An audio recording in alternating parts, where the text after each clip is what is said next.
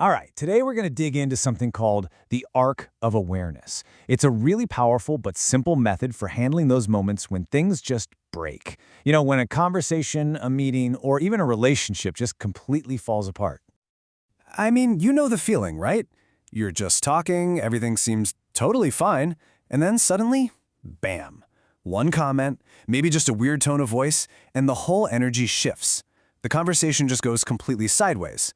It's confusing, it's frustrating, and yeah, it happens to all of us. So let's make this really concrete.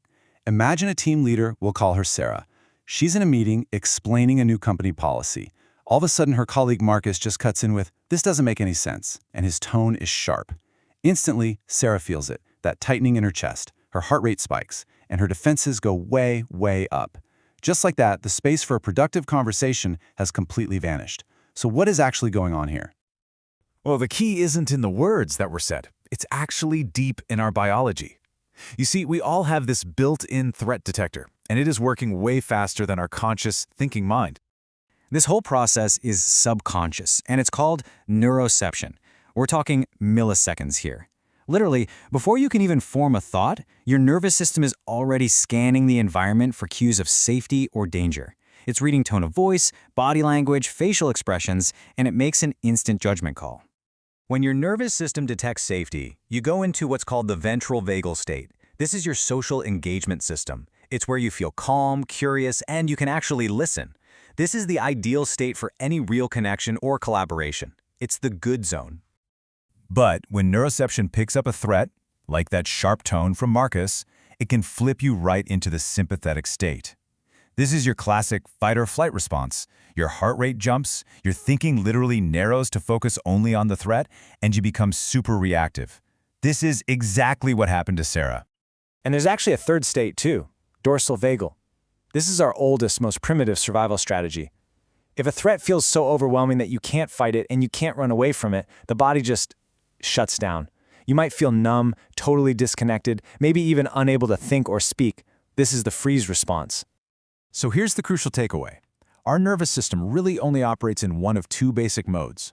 We're either in a state of connection, where real dialogue and empathy can happen, or in a state of survival, where our only priority is staying safe. And you absolutely cannot have a productive, creative conversation from a survival state.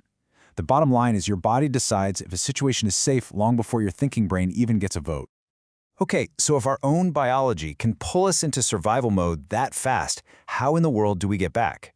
Well, that's exactly where the ARC method comes in. It's a simple but really powerful practice for getting yourself back into alignment and being able to make a conscious choice. And the real beauty of this method is its simplicity. ARC isn't some complex theory you have to memorize for a test. It's a cycle. It's a practice. Something you can do right in the middle of a tense moment to shift from that gut reaction to an intentional, thoughtful response. So let's break it down. First, A is for acknowledge. You just notice what's happening inside you, the tight chest, the angry thoughts, and you just name it with no judgment. Second, R is for realign.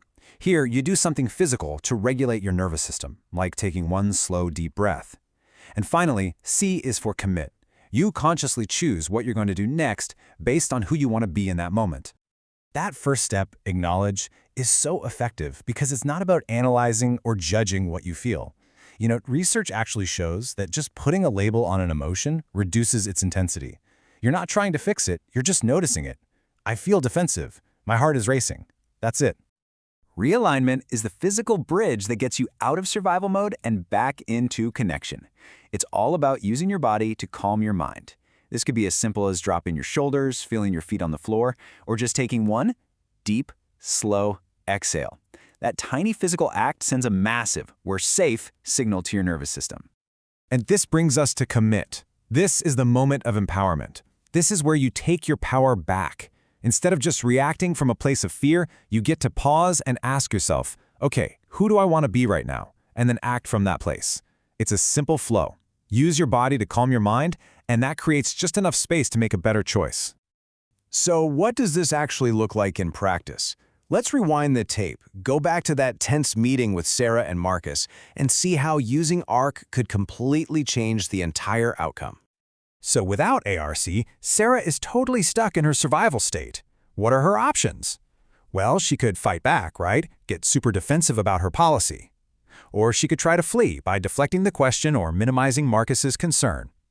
Or she could just freeze, unable to say anything at all. None of these options build trust or solve the actual problem. But with ARC, Sarah can change the entire path of this conversation in seconds. Internally, she acknowledges, wow, my chest is tight, I'm activated. Then she realigns by taking one slow, unnoticeable breath. And then she commits to her value of being a curious leader, and instead of attacking, she says, help me understand your concern. And just like that, the entire dynamic of the meeting shifts from conflict to collaboration. And what's so amazing is that what starts as this small personal practice of just regulating yourself is actually the foundation for something so much bigger. We're talking about conscious leadership and about creating healthier, more psychologically safe teams and communities. The ARC method is really the root of a much larger framework called the 7 Literacies of Conscious Leadership. It's the absolute foundational skill that makes all the other stuff, like empathy and creative problem solving, even possible. It all starts with being able to regulate your own nervous system. And this whole idea gets boiled down into one beautifully simple micro-practice that you can use anytime, anywhere. It's called the ARC in one breath. Here's how it works. It's so simple.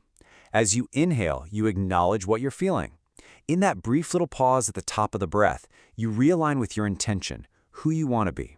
And then, as you exhale, you commit to your next aligned action. It is a full cycle of awareness and integrity, all inside a single breath.